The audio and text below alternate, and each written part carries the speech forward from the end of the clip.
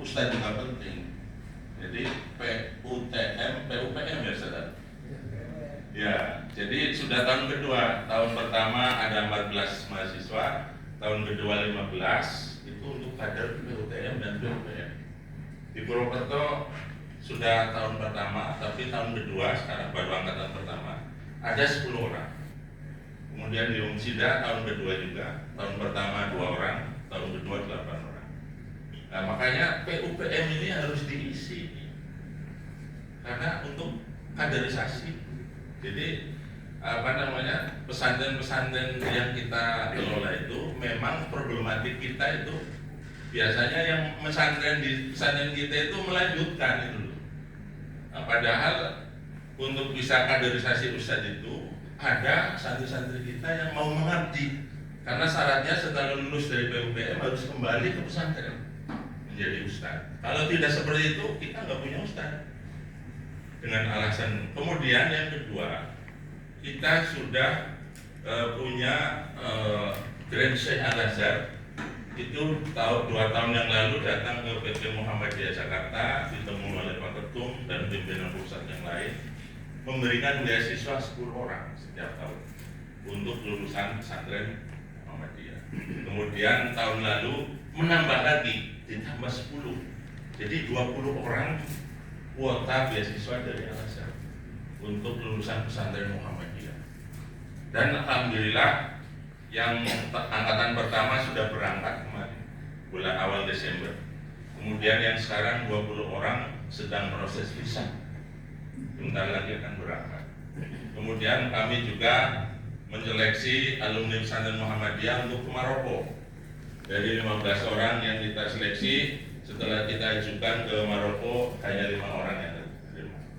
Sekarang di Libya itu alhamdulillah tahun lalu juga kita seleksi ada 15 orang. Jadi kaderisasi ustadz di dalam negeri melalui PUPM, di luar negeri melalui Al-Azhar, Maroko, kemudian Libya. Karena itu pesantren-pesantren harus menyiapkan.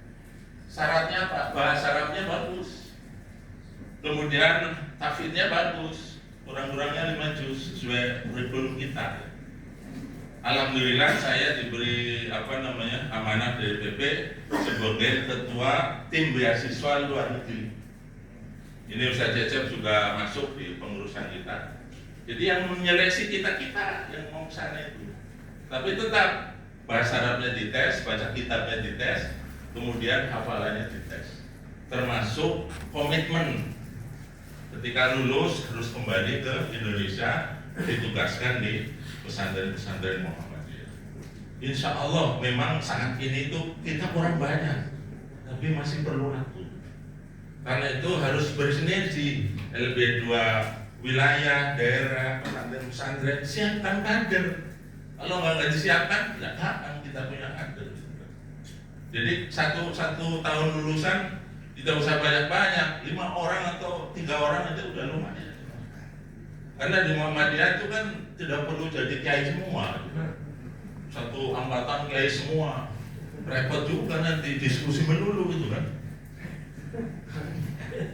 Jadi ada yang jadi politikus silakan, ada yang jadi polisi, tapi polisi yang baik gitu kan.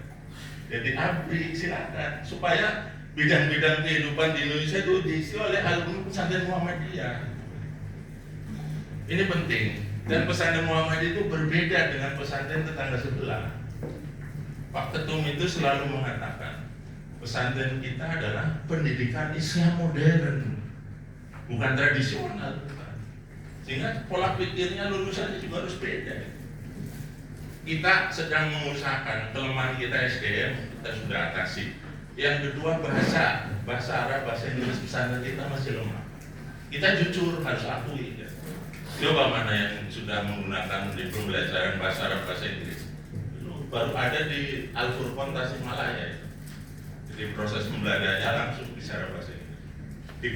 Di instrumen akreditasi kita itu baru menanyakan membuka dengan bahasa Arab, menutup dengan bahasa Arab. Nah tengah-tengahnya di mana?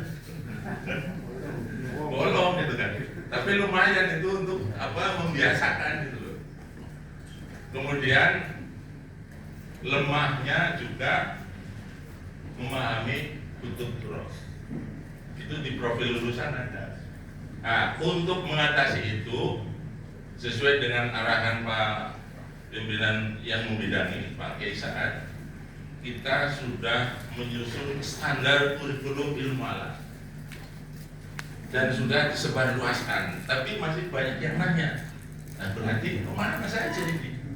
Karena itu saya memastikan di pembinaan ini harus semuanya sudah punya itu. Sudah dibuat melalui workshop 5 kali, tidak tanggung-tanggung. Tim penyusunnya adalah Dr. Mufid, beliau adalah dosen bahasa Arab Universitas Islam Negeri Jakarta, Sarif Hidayatullah. Kemudian Pak Dardiri juga senior, dulu alumni Kotor juga. Dia dosen di UIN Jakarta juga, Prof. Rahman juga. Dan kemarin karena di waktu pembinaan di Jawa Tengah sama Jogja ditanya tadi, ini kalau ada standar kurikulumnya, bukunya mana?